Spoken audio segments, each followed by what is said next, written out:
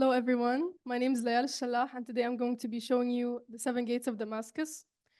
My story begins in Riyadh, Saudi Arabia, where I was born and raised. I had a great upbringing, but I always felt like something was missing.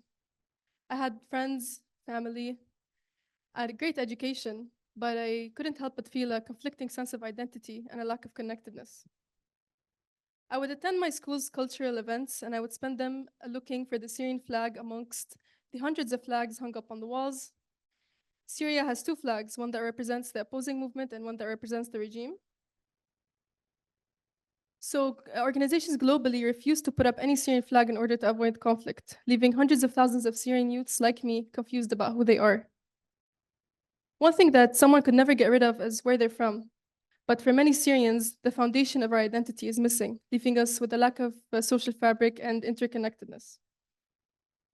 Syria was always known to be one of the most ancient civilizations in the world, where it was inhabited by empires like the Armenians, Babylonians, Phoenicians, and many more. Syria was also a major trader in oils, textiles, agricultural products. And Syria was also extremely self-sufficient, where it produced everything locally due to the sanctions that limited imports. However, the war destroyed this all. Fueled by the Arab Spring, people took to the streets, where they were fed up by a harsh environment, harsh repercussions to protests, and economic instability. And consequently, the Syrian civil war started in 2011, leading to the death of more than 600,000 people and the internal and external displacement of more than 10 million. And one more repercussion of the war is identity loss, and it's something that is not often spoken about, and is defined as when individuals or communities lose aspects of their cultural identity due to various factors such as globalization, migration, assimilation, or cultural diffusion, all of which happened in Syria. And these are some testimonies from Syrian youth that have felt that way. Years of mass destruction caused Syrians to despise where they're from, often lying when asked about their nationality because of how ashamed they are. And so they're proven right when things like this pop up around the world. And this is an example of a flyer that was distributed around Lebanon a couple of weeks ago, warning Syrians to leave and never come back. And billboards like these that are also distributed, warning people to undo the damage of the Syrian displacement problem. And so for many of us, the only things we know about Syria are snippets of our grandparents and parents telling us about how good life was and how much they miss it. So listen to my grandpa as he tells me about how life was in Syria back in the day and how much he missed it. شو بدي أحكي لك على سوريا وشو بدي أحكي لك على دمشق. دمشق الحلوة، دمشق بكل بساتينها وأنهارها السبعة وآثاراتها الجميلة، آثارات سوق أسواقها، سوق الحمدية وبالبزورية وسوق قصر العظم وتكية سلطان سليم، وكل شيء حلو فيها ومصايفها الجميلة، الجولان، جبداني، نبع بردة، كل شيء حلو فيها الشام. كل شيء دائما حلو الشام بكل آثاراتها وبساتينها. الله يرجع أيامنا الحلوة يا جدي، وترجع سوريا كما كانت، ترجع دمشق حبيبة الناس كلها.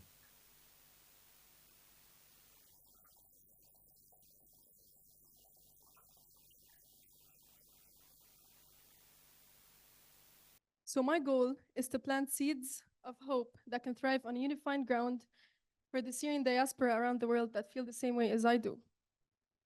So accompany me as we embark on a journey around my city, Damascus, the hub of the Levant, where together we are going to remember Syria's essence and explore the seven gates and unravel the mysteries that they hold.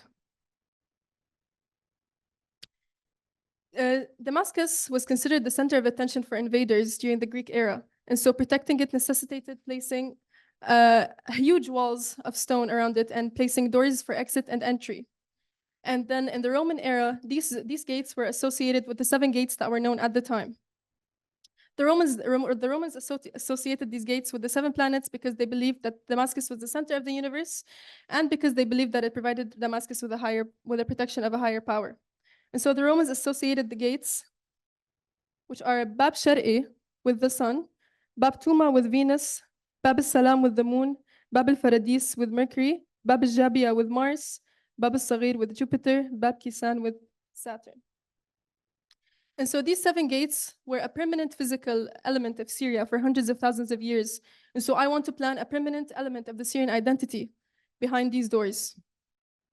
My project aims to create an immersive experience through virtual reality, where we open the 7 doors of discussion and remember the essence of Syria and the Syrian culture and identity. So these are my 7 doors, and they are the gate of music, the gate of poetry, the gate of built heritage, the gate of theater, the gate of family ties, the gate of artisans, and the gate of peace, or Bab al-Salam.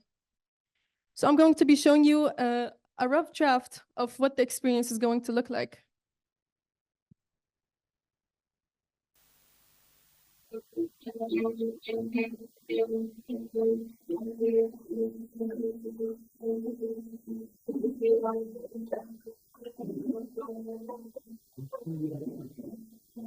زيدين عشقا زيدين يا أحلى نوبات زين يا سفر الفنجر في خاطرتي يا غلغلة السكين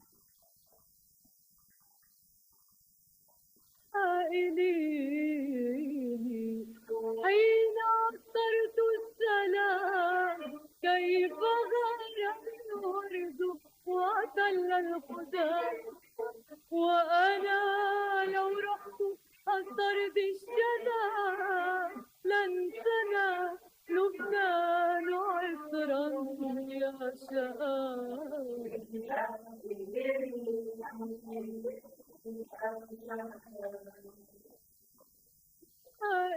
سائليني حين أخترت السلام كيف غير الورد وأتل الخدام وأنا لو رحت أسترد الشتاء لن تنا لبنان عطرا يا شآ.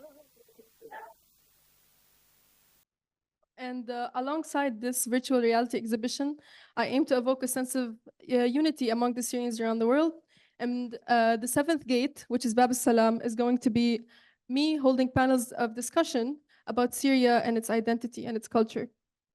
So in order to kick off this last door, this last gate, I'm going to be holding a panel discussion that's going to be organized by Mr. Rabia and Mr. Rabia Shibli, which is the director of CCECS, and Mr. Hani Hassan, which is the organizer of an Instagram page called Wanabqa, which aims to preserve the Syrian culture and identity.